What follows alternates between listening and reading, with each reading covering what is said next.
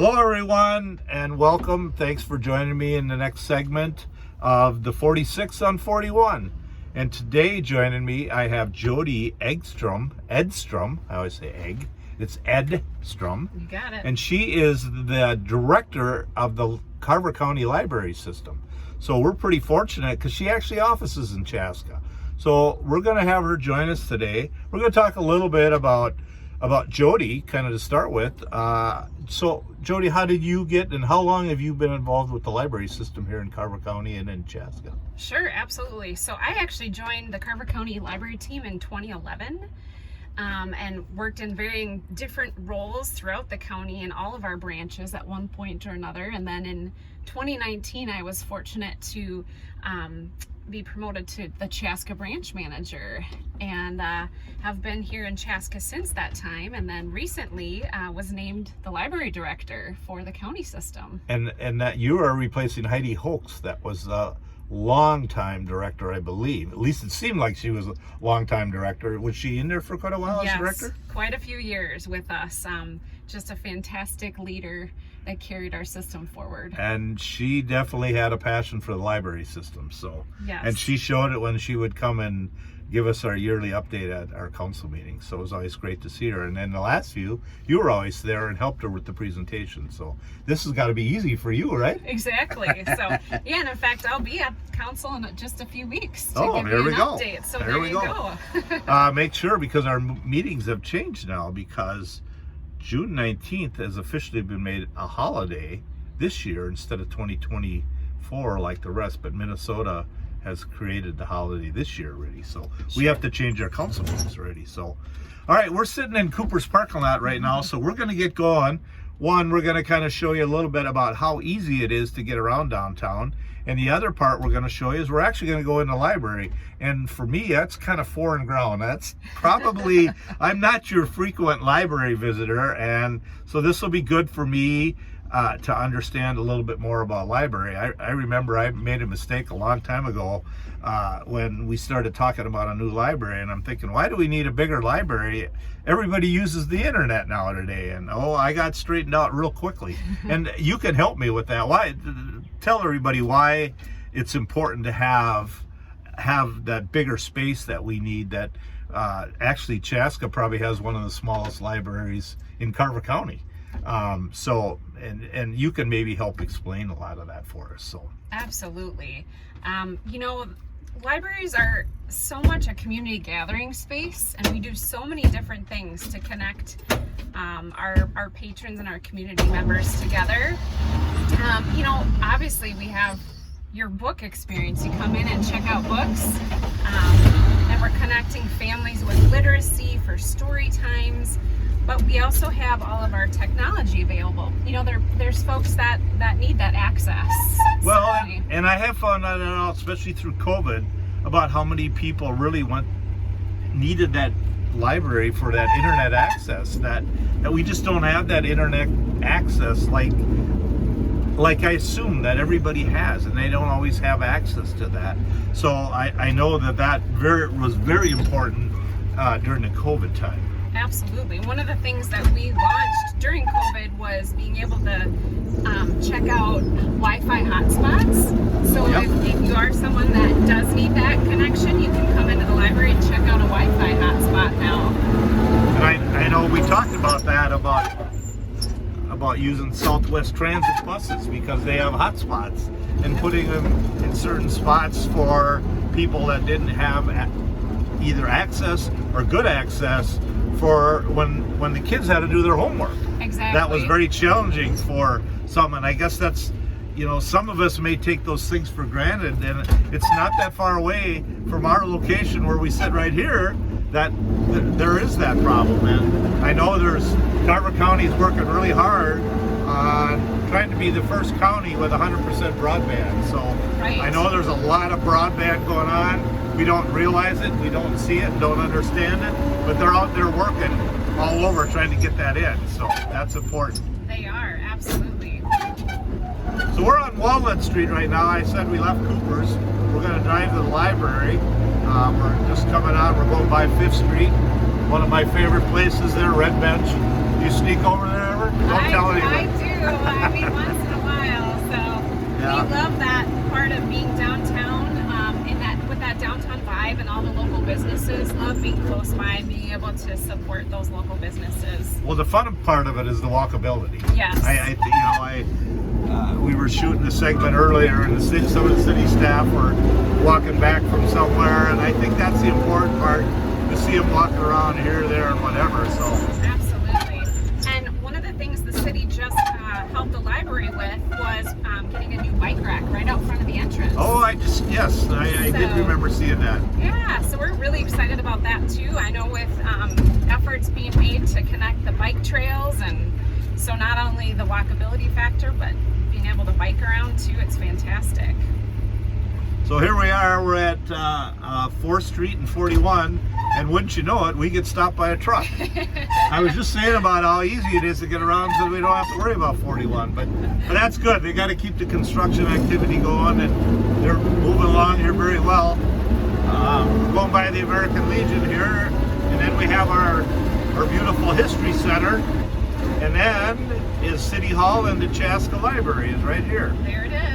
Yeah, it's definitely not hard to get down here right now, I don't think at all. So You can't see it, but we've got orange cones here all along here. We can't park on the north side of the street, but there's plenty of parking on other side streets nearby.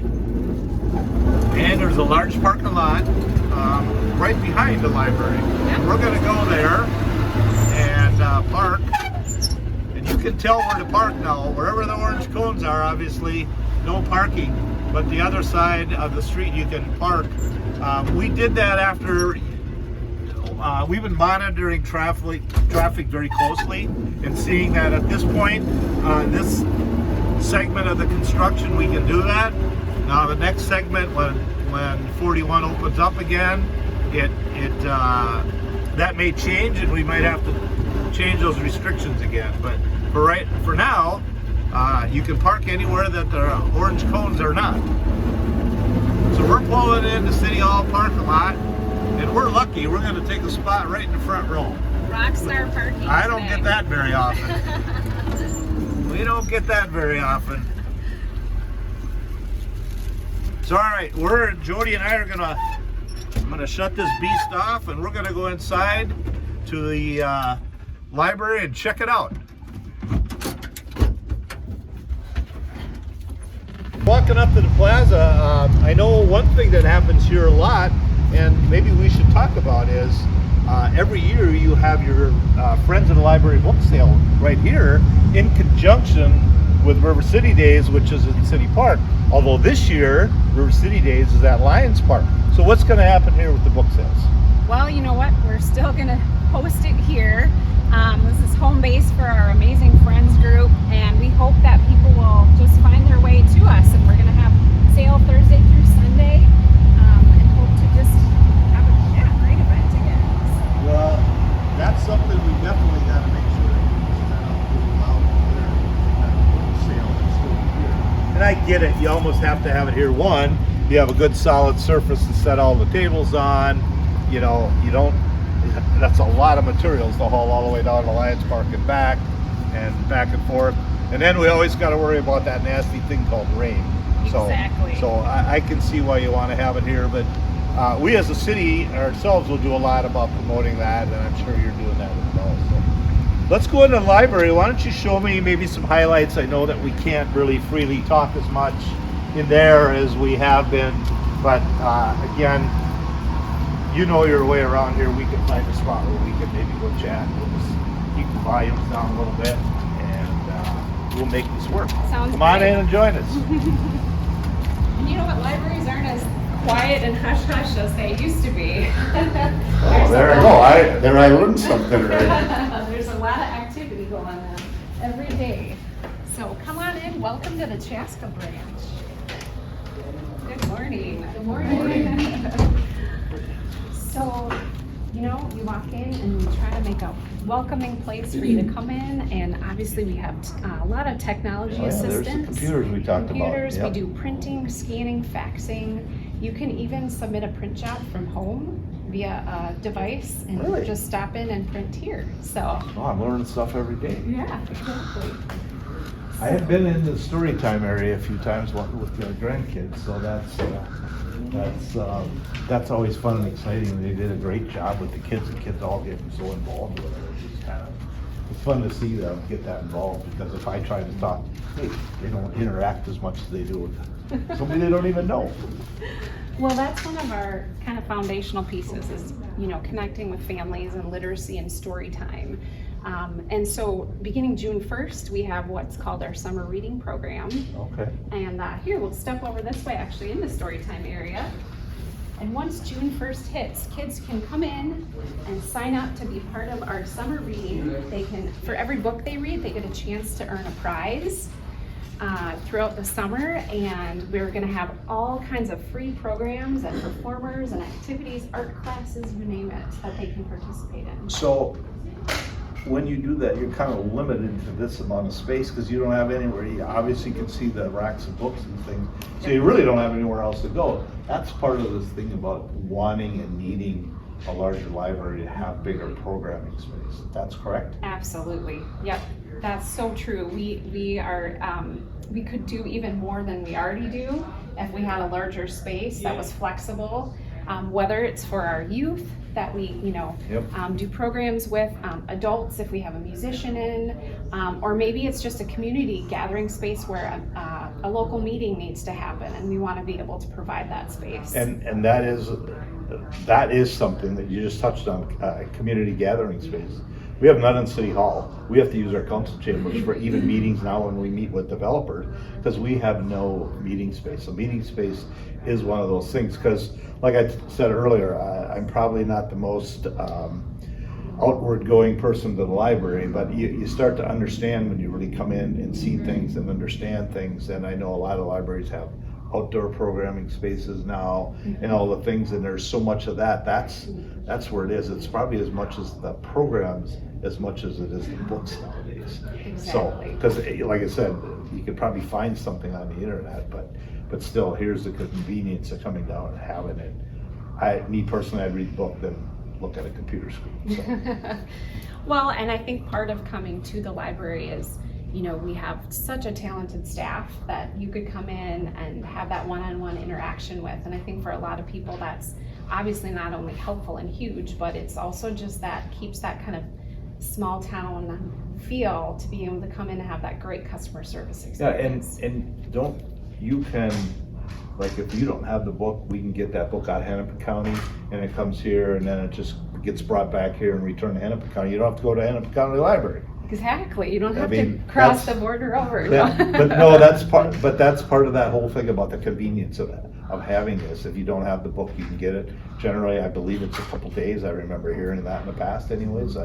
Who knows what it is now, but yeah, we have delivery that runs throughout all of our branches in Carver County, and then we operate under what's called interlibrary loan. We could get something all the way from, say, the Duluth Public Library sent down here. Oh, wow. So anywhere from the state of Minnesota, so that's pretty incredible connection. Wow, yep. Amazing. So what else would you like to tell us about the library? We got this, talk a little bit about that.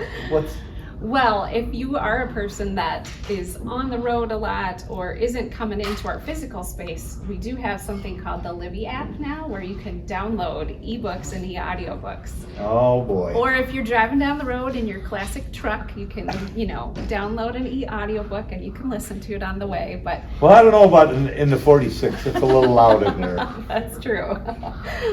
It's perfect for around here, but I don't know about down the road. Well, that's interesting. I did not know that. And it's called what? The Libby app. Libby Fairchild? Yeah, right. Is it? Exactly. Named after our very own Libby Fairchild. Yeah. I love it. Is there anything else before, we put an end to today? Well, we just hope that everyone, get out downtown Chaska this summer, come and visit us, get your kids signed up for summer reading. And we've got tons of programs and activities, like I said. And we're going to be out in the community doing some things too. We're even going to have sponsor some yoga up during the firemen's farmers market. So because I've heard I just saw somebody looking for an outdoor yoga class, so that'll be awesome. So send them to the library. We'll connect them. There we go. Yeah, of all places, go to the library for your exercise class. So again, the book sales outside are when? Do you have the Uh, dates off the top of your head? Yeah, July 27th through the 30th. Okay, Mhm. which really should run in conjunction with River City Days. But this is an activity that's held all day long here. So a lot of times, some of the events aren't happening at River City Days, but the library, the book sales will be happening. Exactly. All the time. So make a stop here and we'll have some, great book deals. And that, all the proceeds of that come back to help support what we're doing in the library as well. Well, that's awesome. Yep. That's awesome. Well, Jodi, thank you for joining me. I appreciate it. Thank you so much. It was a pleasure. It was fun to get to know you, and here I am in the library. Everybody take snapshots because that's not very often, so that's fun. But again, this is really about how accessible it is downtown, how easy it was. I'm driving a 1946 with no power steering. I can get around. I have parking places. It's easy to drive and easy to get here. So come on down, and there's a lot of businesses down here that really need your support. So come on down and check everything out and have a good time, have dinner, come take out a book, go to a yoga class, There you whatever. We'll find something for you to do. Thanks for joining me in this segment, and we'll see you soon. Thanks a lot.